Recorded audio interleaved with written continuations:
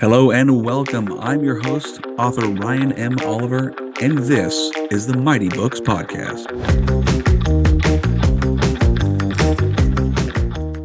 On this episode of the Mighty Books Podcast, we not have one, but two authors chatting with us today.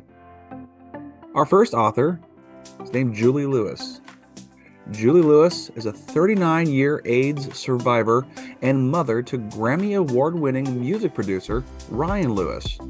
She was infected with HIV in 1984, but not diagnosed until the early 1990s, when she was given 3 to 5 years to live. After years of silence about her disease, she found an unlikely community of friends to fight alongside and began using her story to make a difference. Her experiences as a woman living with AIDS offers insight about grief and loss, caregiving, spirituality, and the importance of community in the midst of tragedy. 30 years later, wanting to find a way to celebrate her incredible journey and her passion for community health, she launched the 3030 Project to positively impact the lives of other women, girls, and families who didn't have the same access to the healthcare opportunities that she had. The 5-year project has resulted in 30 healthcare facilities built for 18 organizations in 9 countries, including the U.S. and Puerto Rico. Julie has shared her story on CBS This Morning, Anderson Cooper, and the Elvis Duran Show. Julie, a recipient of the Nelson Mandela Changemaker Award, has opened international conferences and been the keynote speaker at several events focused on healthcare, empowering women, and uplifting communities whose voices need amplified. Our second author on today's episode is named Jenny Koenig. Jenny Koenig is a writer and Grammy-nominated music video producer. She's passionate about channeling her creativity into ways to raise money for nonprofits, including the 3030 Project. She was a co-creator and executive producer for All in Washington, a concert for COVID relief, which raised over $110 million for COVID-related causes. She lives in Los Angeles with her husband and daughter. She's a longtime friend of Julie Lewis and jumped at the chance to help her tell her story. Hello, everyone. Welcome back to another episode of the Mighty Books Podcast. Today with me, I have Julie Lewis and Jenny Koenig. How are you ladies doing today? We're doing good. Hi, Excellent. thanks for having us. My pleasure. Thank you for joining me today. So we're here to talk about your book, co-written Memoir, correct? Yes. Okay. What is the title of your book? The title is Still Positive. And what is Still Positive about? Still Positive is my memoir of my life of being a woman living with HIV for 39 years. The book starts the day I get the phone call from my doctor in 1990 that I need to go get an HIV test. So it's not my whole entire life. I spared you that. It's just my life with HIV, knowing the years I knew. I actually was infected 6.5 years before I found out, but there's very little of that in there too. It's just pretty much starts out with the phone call. The first chapter is called The Phone Call. So It actually ends in the era of COVID. So it's several years. Usually with a chapter called The Phone Call, usually not a happy news. Unfortunately, you'd think like, oh, I won the lottery or something. It's like, it's amazing how your life can change from a phone call. So what inspired you to, take your story, your experiences, and throw it into a book or compile it into a book? I mean, I've been a public speaker for many years. I joined a speakers bureau in 1994 and was on that speakers bureau for 10 years. And then took a little break from advocacy and public speaking. And then in 2014, launched the 3030 Project, which we can talk about later, and began speaking again.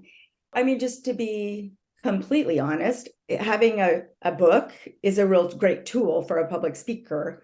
But I think the reason that I felt compelled to write this book is that I talk a lot about some very basic things, but I've never really told the whole entire story. This is still the abbreviated version. We had to cut like a third of our book twice, but but it gives a more detailed thing. I talk a lot about having friends who died of HIV. Yeah. And in this book, you can meet some of them personally. And many of their stories haven't really been told very well.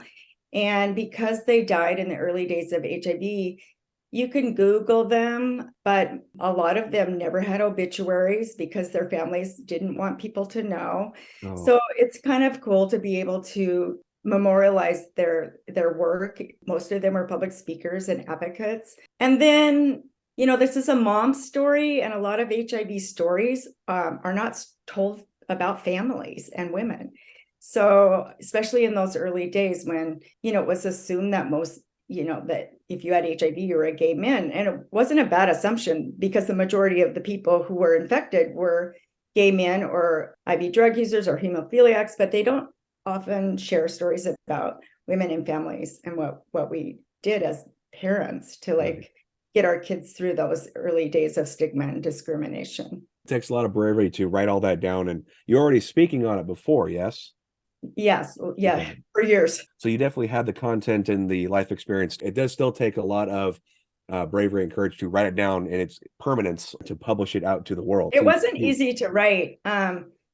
It's almost 40 years. And it's more than that. Well, I got infected almost 40 years ago, but it's a long time to remember things. And luckily I had journals, and a lot of things were in the newspaper. And I had a friend who worked on the Speakers Bureau with me. We actually ran the Speakers Bureau through the health department in Spokane. And then Jenny has known me for 20 years and lived with my daughter in college. So she actually reminded me of things from 20 years ago that I literally had blocked out of my head because, I think one of the most difficult things about this is it does bring back trauma. Like writing about these were some hard days.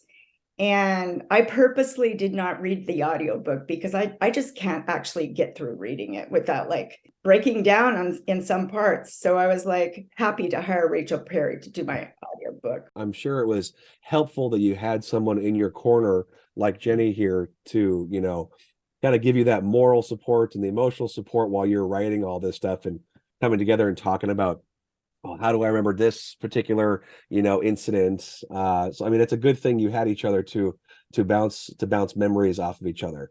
Well, and we were extreme COVID isolators, so it gave us something to do. Jenny was pregnant, not supposed to go outside, and I have, a compromised immune system. So it was kind of a fun project for us, to be honest. It probably kept you sane for the most part, busy doing something. Well, that's a good thing. A lot of folks I've talked to have been COVID authors, as I've kind of coined them. I bet. Yeah. For those who are listening and they don't know what HIV and AIDS are, could you at least explain in your own words what HIV and AIDS is? Yes. So HIV is the human immunodeficiency virus. It is a virus that causes your immune system to basically not make what's called T cells, which fight disease. So after a while, you don't have a working immune system. AIDS is actually a term that isn't used as much anymore.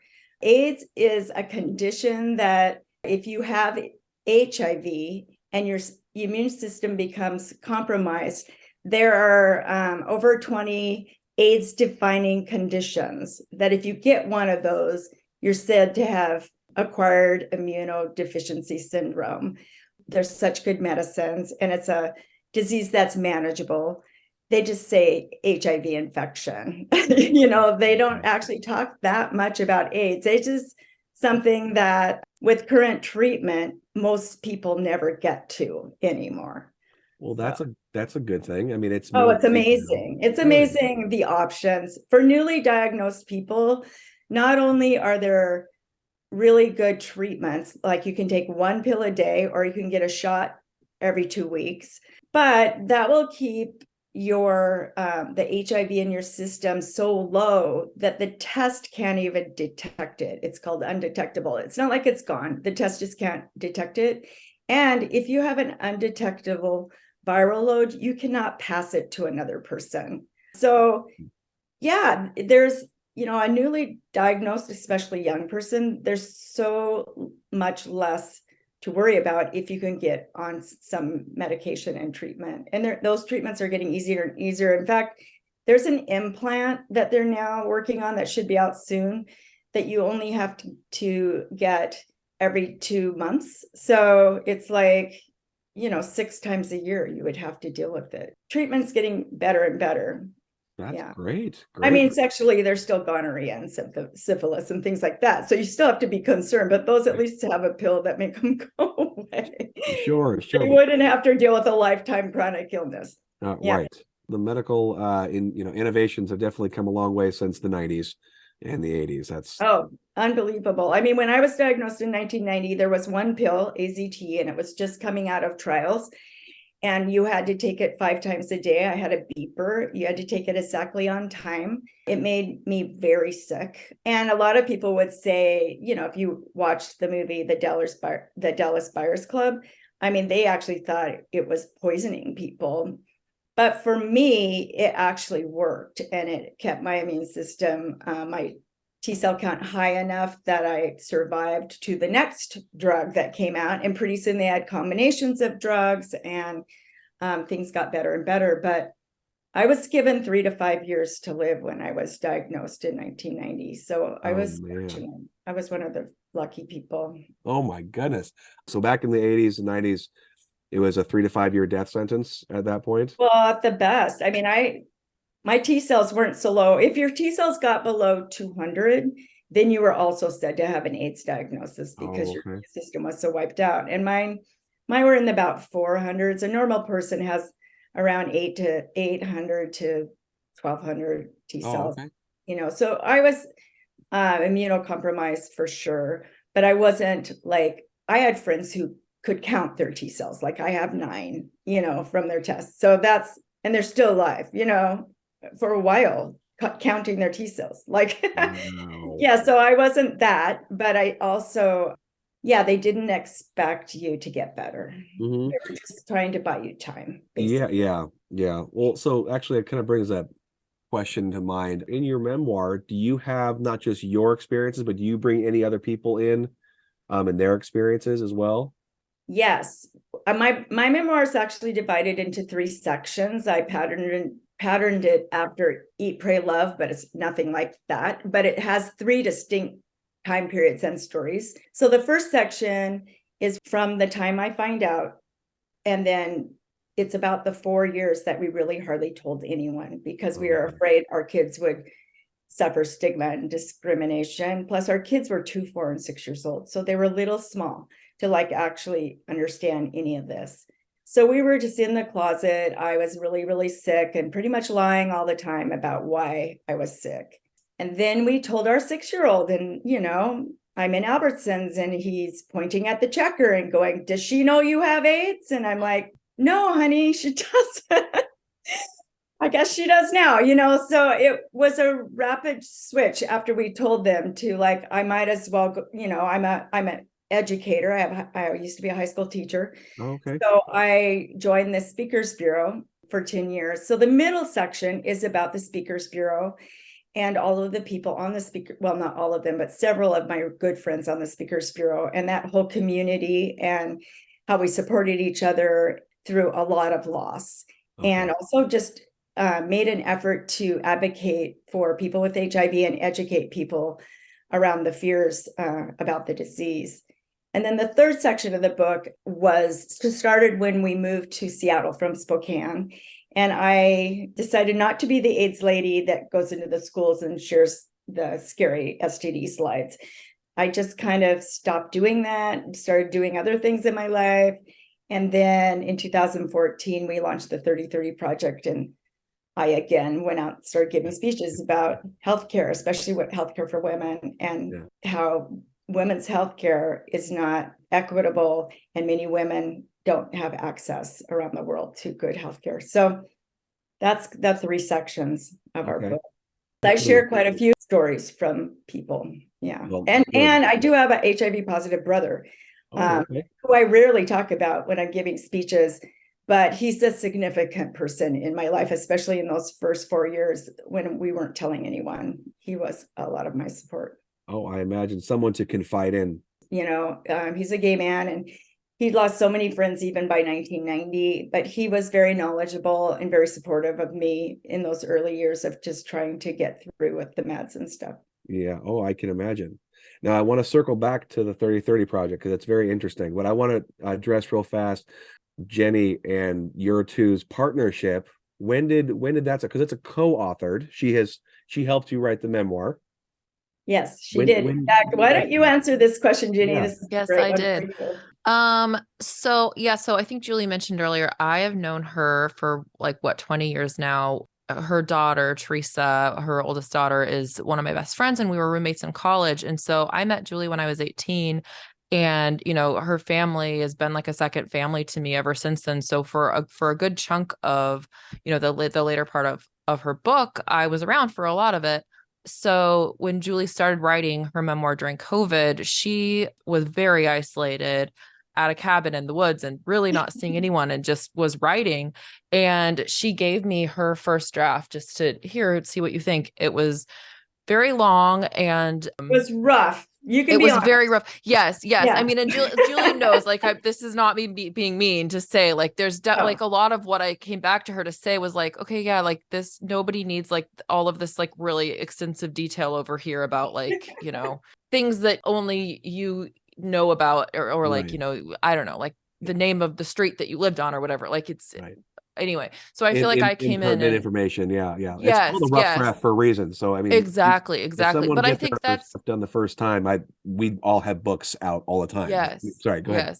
But I mean, and not to say that it was bad by any means, it was just definitely very, very rough. And so it was really fun for me to come in. And first, when she was like, "Oh, write this with me," I was like, "Well, you've already written it." But it did become clear, oh, there's actually, I was thinking of wait, there's this whole, what about this? And what about this? And either, here are stories that I remember being told, or, experiences that I also was there around for, especially, with the 30/30 project and stuff. So yeah, by the end, it actually was okay, yes, I have co-authored this with you. We got rid of a lot of stuff, added a whole lot of other stuff as well. And, and adding in different, memories and stories and stuff. So I'm going to add a couple things. Yeah, please. So we have cut this book by a third twice. Book's gone through a lot.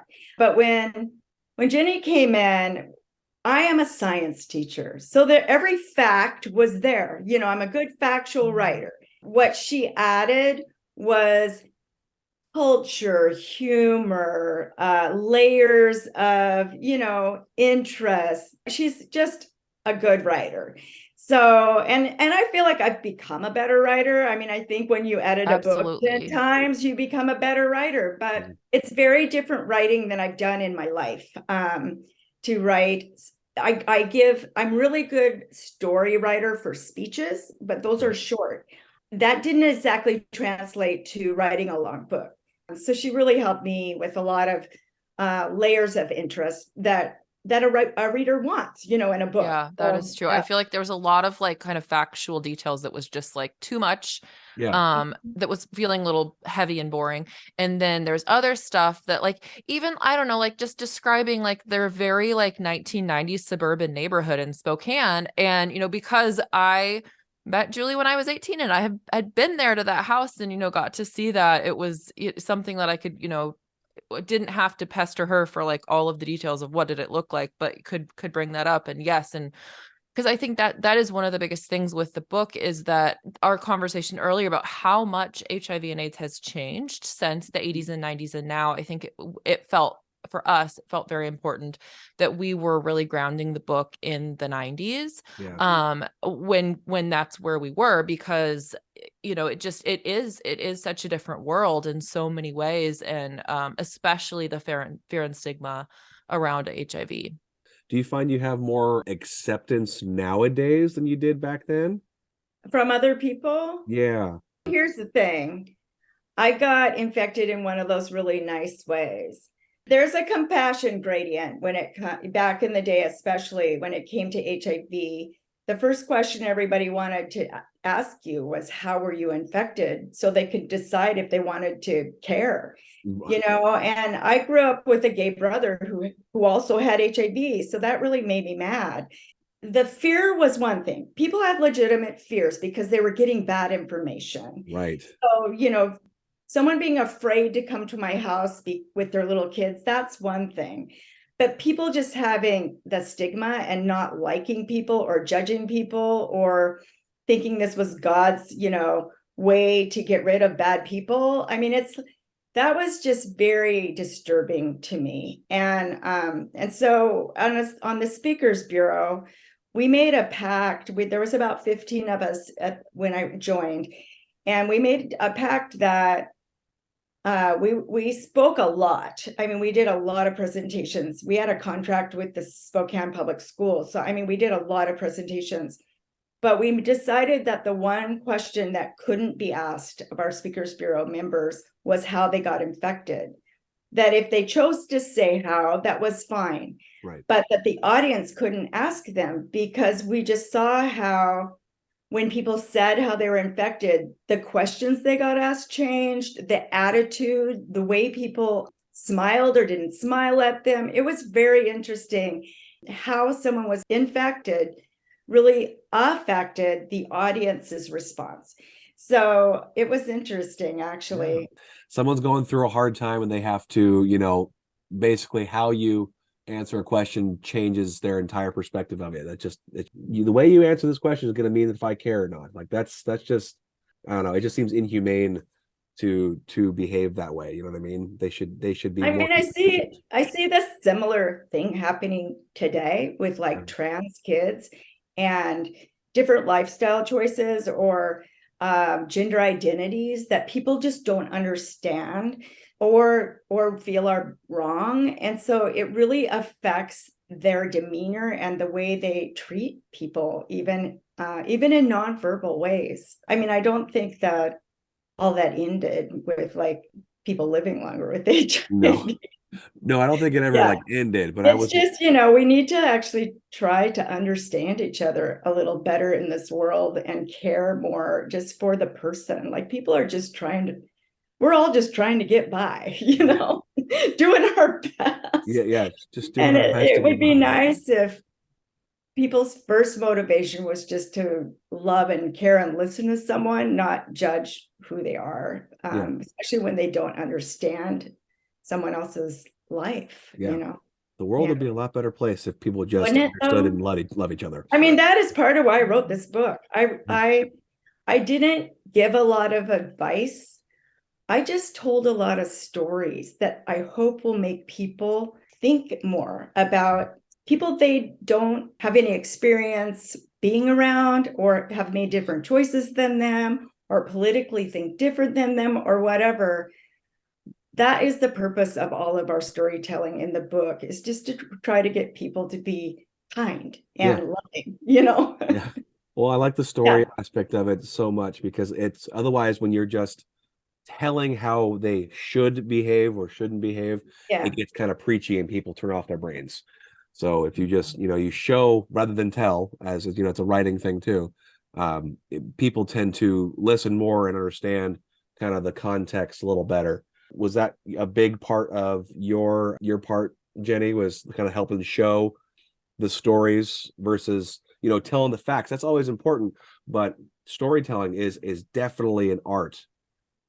Definitely. I think that's what it was, and it was hard, like especially in the editing process. Our editor, you know, we thought we had a great manuscript. We also, you know, respect somebody else coming in knowledgeable to help us make changes, but that was her biggest note, was like, hey, this is way too long, but also I need you to develop the characters more. So that after our editor edited, we cut another third of the book and then added back in about 10% differently. And it's a better book. I mean, but But that's what it was like kind of trying to focus on some more of the characters more specifically, and just to tell a little bit more of their story. So, so you feel like you could get to know them a little bit more and ultimately care about them more. And yes, it's like that kind of trying to make that human connection.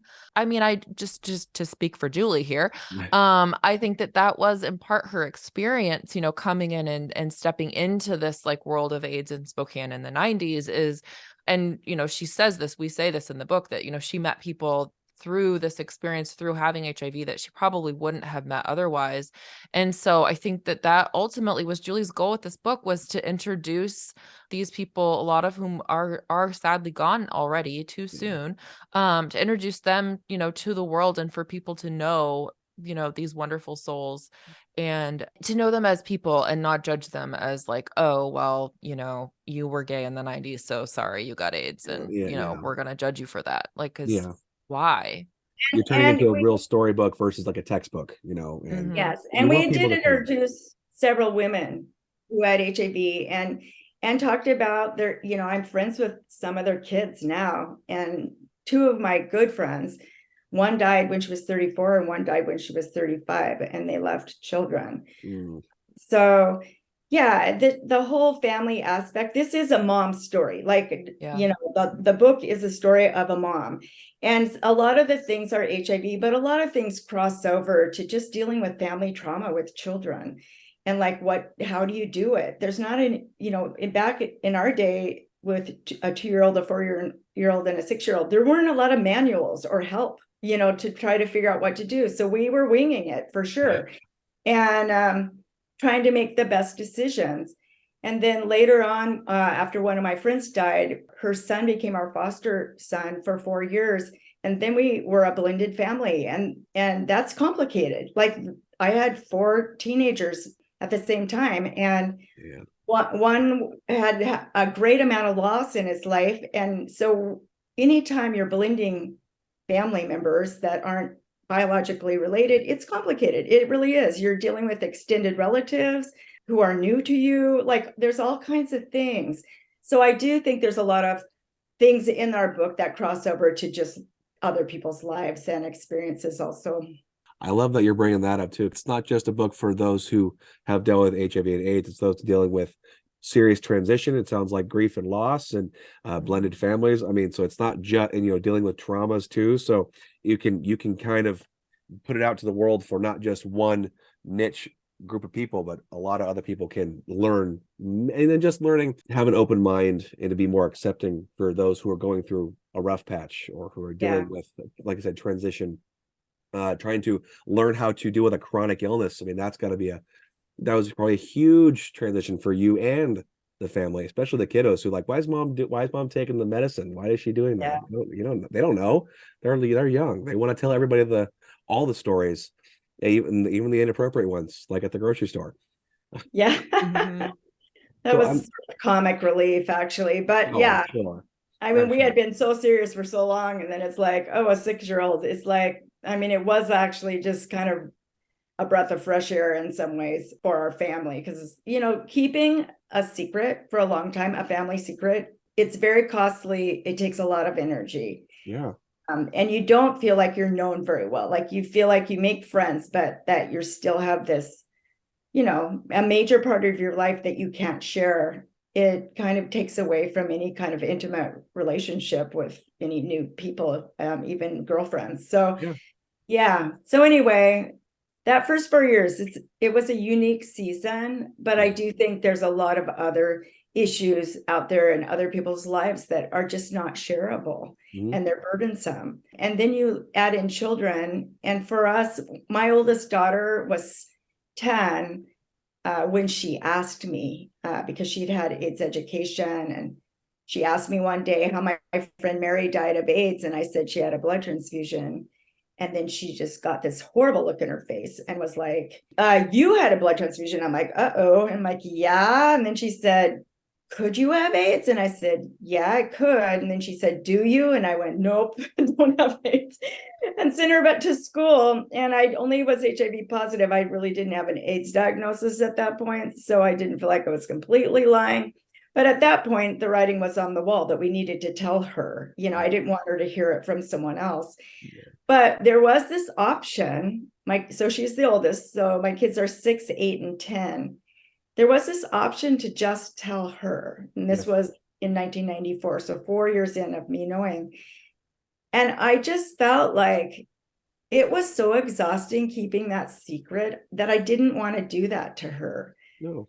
So we decided that we would tell all three, which meant we were going to tell our 6-year-old, and that's young, to give private and personal information to. But I also didn't want him to feel like he would be in trouble when he shared it. So when he started sharing it, it was his information to share. But that, there was no control at that point as far as who knew. So might as well join a speaker's bureau, It seems like secrets are pretty acidic. I mean, you try to hold that on. It's, like you said, it's a part of yourself you're locking away from the whole world. And it's not, it's not a part of yourself you're necessarily wanting to be there, but it's a part of you. It's what makes you. Probably scary as all hell, but probably freeing though when you finally told your kids.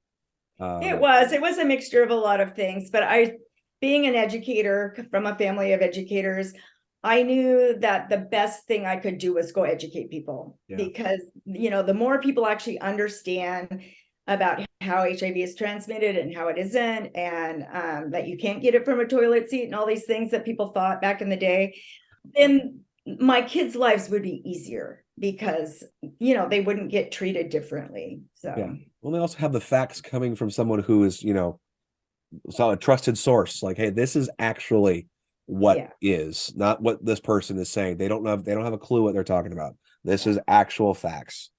So you want them to get the good information, not tainted and lies. That's just not what you want at all.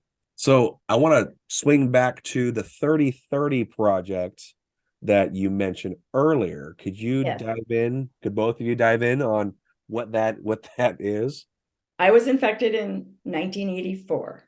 So in 2014, that was my 30th anniversary of living HIV positive. Okay. And my adult children wanted to do something to celebrate that I had survived.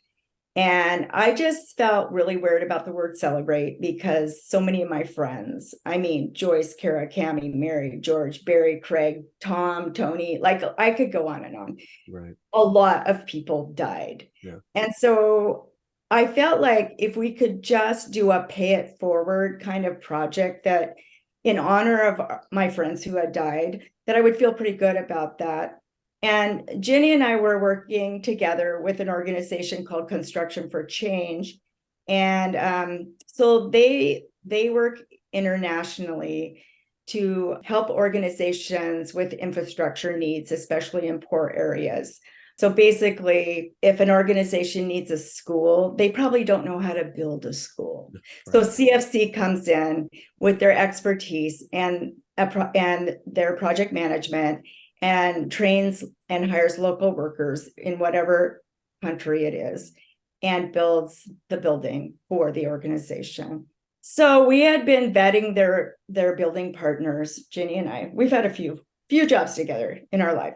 And so when my kids thought, we want to do something, my big idea was, well, let's raise enough money as a family to build one healthcare facility somewhere around the world that lacks healthcare access. I thought that was a big deal. Yeah. And my son, Ryan, says to me, Mom, you've lived 30 years. We need to build 30 of those. Oh. But, I was like, oh my God, 30 is so many in one, right? We did an Indiegogo campaign. He made a compelling video, and he is Ryan Lewis from Macklemore and Ryan Lewis, and they were right in the point of their career where they had quite a big platform. So we launched this, what we called the 30/30 project, and it got a lot of attention from the beginning. We were on national talk shows, we were in People magazine, we funded 3 healthcare clinics in like the first 3 weeks, and then they all went back to their day jobs. And Ryan went back to making music. And I was like, oh my God, what did I just tell all of America I was going to do? So that first year, because I'm a public speaker and I have 10 years of speaking experience, and I had this compelling video that was made, I just went to anyone and everyone who would listen with this idea that healthcare spaces could create healthcare access, right? And then as 3030 Project got a little steam, we were fortunate to hire a small team, and we hired my daughter, Teresa Hillis, as its director. And then eventually, at first it's an idea, but eventually we actually had buildings, and then we were measuring how many people were coming in, how many HIV tests were being done, how many pregnant women were being served. And once we had that measurement and evaluation and that data, then the last 2 years, we made it a 5-year fundraising project. The last 2 years, it really kind of snowballed. And so we did reach our goal in 2019 of funding the 30 healthcare facilities. Awesome. And there were a few COVID delays with building, but our last 2 facilities, one in India and one in Kenya, are being built right now and should be done either this year or by the beginning of next year. So it's almost completed, our 3030 project, but it's been 9 years since we launched. It'll be probably 10 years by the time all the buildings are built. That's what I was going to say. I'm like, should it be the 40/40 project soon? Well, I mean, that's part of our book. That's part of the vision of our book. No, we are not going to personally continue to find buildings and all of that, although Construction for Change has continued to do the good work of building healthcare facilities. But we are donating all of the net proceeds of this book to organizations that focus on healthcare access and equity, especially for women. And because we worked with 18 organizations during the 3030 Project, we have quite a few that we would like to continue to support, as well as some new ones that we're pretty excited about too. Yeah, that is impressive. And congratulations on getting all that out there in the community. And that is incredible. That's all I got to say right there. That is absolutely incredible. So congratulations on you and the 3030 you guys in the 3030 Project. That's really great. Well, thanks. We do always say when we're on a podcast or I'm giving a speech that this book's going to be out there for a while. So we're going to continue to find new organizations. But if there's someone listening who is like, I know of an organization that's doing great work with women and providing equity and access, do go to the stillpositive.com website and tell us about it, because we like to learn about new organizations that we don't know about that are doing great work. The more people who are on this to help out, the better. I mean, the more we work together to make a better world. I mean, the better it will. What's the phrase? Many hands make light work. Yeah. I mean, or lighter work. I don't know about light, but lighter work. So more people who are investing and looking out for one another, it's just gonna improve. So that is incredible. So I always tell people we love our book, but it might not be your cup of tea. But if you buy it, don't worry, because all the money's going to good causes. Our main goal with this book, other than to spread kindness and love, is to fund as many healthcare projects as we can with the proceeds. That's a selfless goal right there. It's going to help you guys when you're speaking. You now have something for people to take home with them. Like, well, I want to read more about what her experiences were. And now they physically have a copy where that is in the book, has 3030 mentioned, and they have all your resources right there at their disposal. You can't ask for a better marketing tool to help with something this profound. Again, good on you both for working on a huge project like that. Yeah, that is so cool. Yeah. So I wanted to real briefly, I saw on your bio, and I thought it was super neat, there is the Nelson Mandela Changemaker Award. Yeah, isn't that crazy? Yeah. Can you go into that? I mean, that's pretty cool too. Yeah, I was surprised by that. I didn't even know there was such an award. Like, it wasn't something we went after, we knew about. I'm even trying to think, well, our project got a lot of publicity because it was really supported by a hip hop group that was doing very well in 2014. So it was first Nelson Mandela's grandson, Kwaku Mandela, who got a hold of Ryan and I, and he came to Seattle and met us. And so here's a detail that I don't usually share. he really wanted to give it to both of us, right? And it required us to be in an event, but Ryan couldn't go. Because I think they were touring in Australia or something. And so it kind of just went away. And then a year later, he got a hold of me again and he said, I want to give you this award. And I said, oh, should I get a hold of Ryan? And he said, no, I really just want to give it to you. Yeah. So, and I think our project had progressed enough in that year that he was like, I still want to give this woman an award. And so I met his cousin Indaba Mandela, who both parents died of AIDS. And he lived with Nelson Mandela most of his teen years. And we've become, along with Kweku, Indaba and I have become very good friends. He wrote a book called Going to the Mountain, Reflections of Nelson Mandela. And it's a great book if you want to get it. It's a lot shorter than The Long Walk to Freedom, which I think we both read, right, Jenny? Yeah. It's a long book, that Long Walk, but it's good. But the shorter version that Indaba wrote is also very interesting.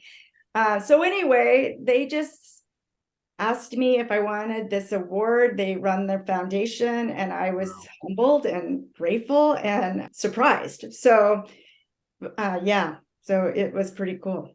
That is incredible. Again, more congratulations. More Thanks. congratulations. Yeah.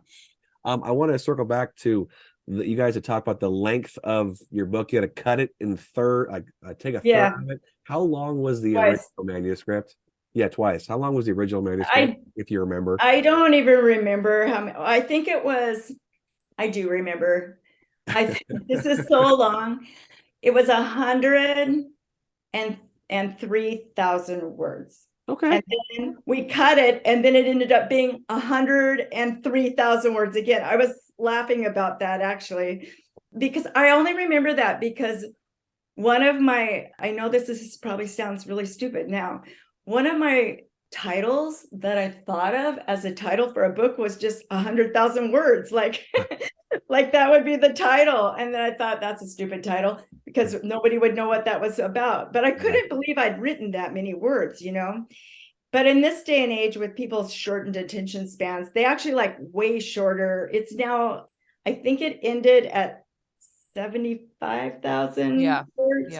Yeah, and that's still 350 pages, which is as long as you want a book to be these days, because they like shorter books. You know, people want shorter messages and don't have time.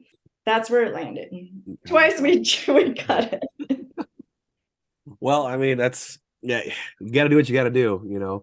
You got to do it. Oh, it's better. Anytime you can make a story more focused and concise and develop fewer characters, it's a better story. Yeah. Now, it was hard though. It was hard to cut people. These are people I know. These weren't made up people. These were actual people, you know, that we cut. The first readers of the first versions of the book were like, this is too much depth. I can't get through it. So we had to make kind of death light. Like we had to combine some in a chapter. Well, seriously, you want your reader to survive for your book, right? Yes. So we had to give breathing room, add a couple, you know, and this is sad to say, but it can be too hard to get through, right? So that was a challenge for us. Oh my gosh. To keep the reader going, you know. Yes. Yeah. Now, with that said, because you had to take out a bunch, will you ever do a second memoir to, you know, add more people into that? Or I'm never writing a true story again. Okay, there you go. This is the truth.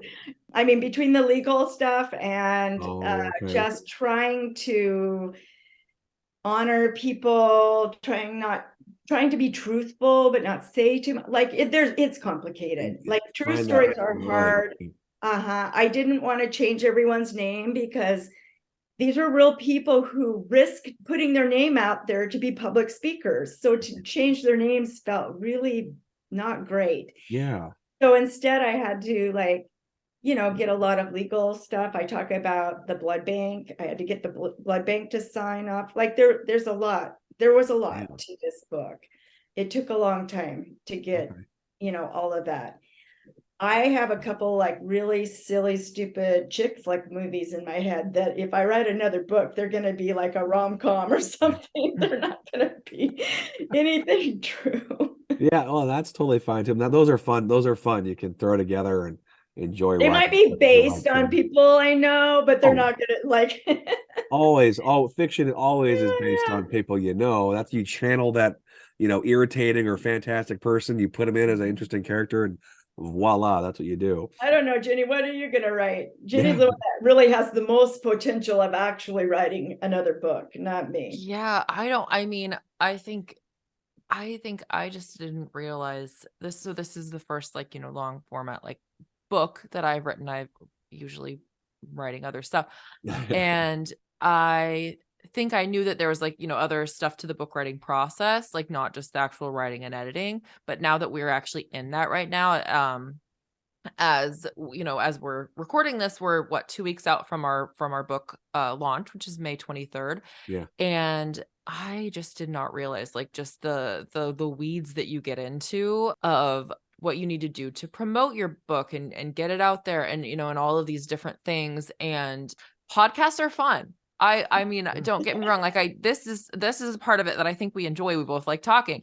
Yeah. But it's the social media stuff. It's the, we're throwing an event for the launch, which Julie's doing a ton of the stuff. So she's, trying to figure out like catering and all that Yeah. stuff. So when you think of like, I want to be an author, I want to write a book, like nobody says to you like, okay, well, what are your favorite hors d'oeuvres? Yeah. Have that fresh in your mind, because you're going to need to know what you're going to serve. Like, Right.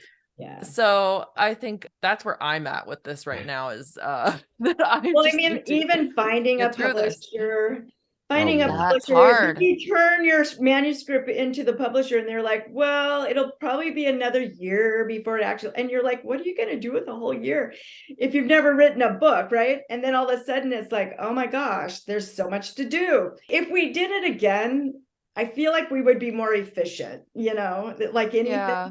But I mean, knows? it's an art in a sense. So I feel like It part is. of it is, especially with like the editing process and stuff, it was like we almost needed our inefficiencies. But then yes, at this point, it's just like, oh, this is, things are frustrating. Yeah, I think we're both to the point where we just want the book to be out in the world and for people to be reading it. I never thought at my age, and I'm not going to tell you how old I am, but I have 6 grandkids, that I would have to even think about TikTok videos. Like, Yeah, I don't even like that. Yeah. Anyway. Oh my. But that's how you promote things these days. No. It's like, oh my gosh, social media, yay! No, I should be more social media expert. I am not. Well, we're really lucky to have not only Ryan but Jenny's husband, Jason Koenig, who do visual arts. Great. Jason for a living and Ryan content, and so they're really actually helping us a lot with some visuals and social media stuff that we haven't actually launched yet, but we're going to. So I'm very excited about that. That is exciting. Awesome. Great stuff. So it just sounds we like have a good team of people that we Yes. happen to be related to. Yeah. And I think that's actually where it really, really defines success there. You'll find success is when you have a good team. Doing it all by yourself is so challenging. You can't be good at everything. So if you stay in your lane of what you're good at doing, great. Then you find someone else who's an expert in this particular category, they run there. You work together on a project, and all of a sudden you have something, amazing to show the world. So it's a good thing you have a great team. One of my last questions I want to ask you too is, at the end of the day, once everything, the book launch is over and people have come and seen you speak and they've bought your book and they've read through it, what do you want them to learn from your book? I want them to learn that you never know, one, what's going to happen in your life, how life is going to go. And 2, you never know what other people are dealing with.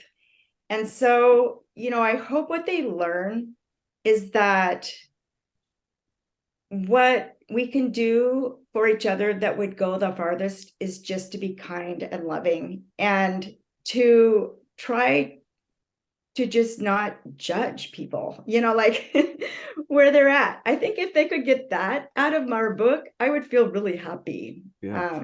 Yeah.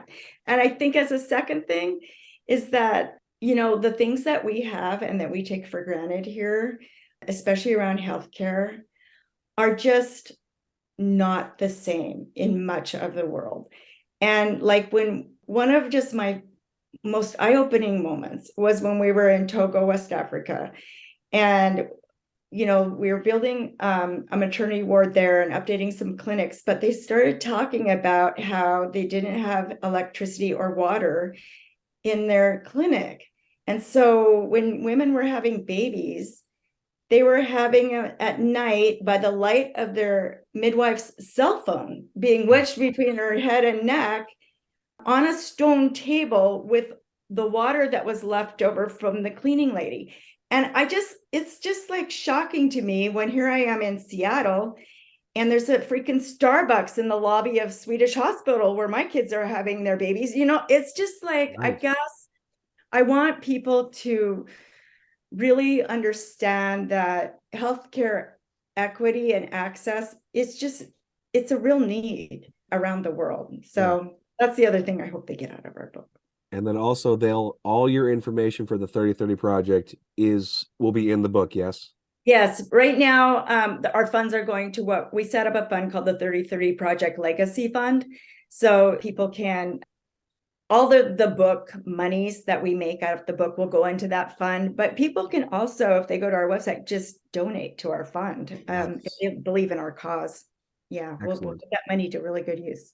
Okay. Oh, I'm sure you will. Yeah. Give all the money, guys. Give all the money. Help people out. That's what we need to have done here. If you got a couple spare bucks, send it their way so they can make good facilities for those who need it. Then we have it pretty good in America. When you go around the world, it's not the same. Not the same. So Jenny, what do you want people to get out of the book? I'm really interested in your answer. Me too. I think definitely like what you said. And I think just to add to that, conversations that I've been having with friends, I guess what I'd say, what I've gotten out of the experience of writing the book with Julie is I feel like I've become a more compassionate friend to those around me who are dealing with cancer or other catastrophic life events. And I feel like just through helping Julie process her experience and also, kind of her story of watching friends around her die and, how do you live through these things, the grief that you're feeling, how the grief doesn't go away. And, trying to care for the people as they're sick and dying or, the people left around, that are left behind afterwards. I feel like I've just become so much more knowledgeable on how to offer to help other people or even like kind of what to say or what not to say in these situations. And I would hope that other people reading the book could find encouragement in that way, whether they are, dealing with a life-threatening illness of their own, or maybe they're a caregiver for, a partner who is going through something, or, maybe it's a friend or whatever. I would just hope that other people could get that out of it because I feel like that's what I've gotten out of the writing experience. It sounds like it's the working together on this has definitely strengthened your friendship. So I mean, that's, if anything, that's come good out of it. That's one huge aspect, is what it sounds like to me. Yeah, I think the writing, I would say that's true about the writing. This whole promotional stuff, I think we're both just ready to like blow our heads off. It's been way more challenging. We loved writing together. If only that was what it took to have a book, right? Like I said, there'd be a lot of books out there, but yeah, you got to promote it, and you just got to kind of, at the end of the day, you got to look at it, go, what is this for? And this is for, the yes, exactly. That's exactly right. It's like, what's the end goal? Yeah. But I mean, it's good. I'm really glad you two had a good experience writing this. Again, thank you both for coming on here. It's been super nice to talk to you both. So when it does launch, because it sounds like it's not out yet, this is early May, and yours comes out the It's almost 2 weeks. It's less than 2 weeks, but yeah. May 23rd. Book is officially out May 23rd. Right. It's available on Amazon if you want, an audiobook, or it's available or as an ebook, Apple. It's all of your Barnes and Noble, all your major book retailers. Good. If you like to support independent bookstores, Third Place Books in Seattle has it. And our website, stillpositive.com, has all of this information as well. Awesome. You can get it in many places, and we Yeah. have all the list, and you just click on, whoever you want to buy it from, and it'll go right there. Good. So. Yep. It sounds like it'll be pretty much in every bookstore. You just got to go talk to the clerk and say, hey, I want this book. And they can. Yeah, please demand our book. That would be awesome. Yes. I'm going to go in and demand. Well, especially in the small, we like to support small bookstores. We're just kind of like that. And a lot of the books that end up in small bookstores end up there because someone comes in and talks about the book, and then they order it. So yeah, we can't go to them all ourselves. So feel free to take our book to a small bookstore that you love and talk them into getting it. That would be awesome. Yes. Everyone go do that right after you're done listening to this. Go find a bookstore and go ask for their book, please. They will truly love that. And then the world will benefit too. So thank you for taking time out of your incredibly busy schedules and important schedules to meet with me today. Thanks, Ryan. We really appreciate it. Yeah, thanks so much for having us. It was fun. I'm glad. It was very fun and very insightful. All right, guys. Well, I hope you really enjoyed this. And as always, have a great day. Stay mighty and keep reading. Are you an author? Do you know someone who is? If so, then message me, Ryan Oliver, at ryanmoliver.com to set up a free appointment to discuss being showcased on the Mighty Books podcast. If you enjoyed this episode, make sure to subscribe to the Mighty Books YouTube channel and share the link to this and more episodes with your friends and family. Thanks for listening. So long for now. Stay mighty and keep reading.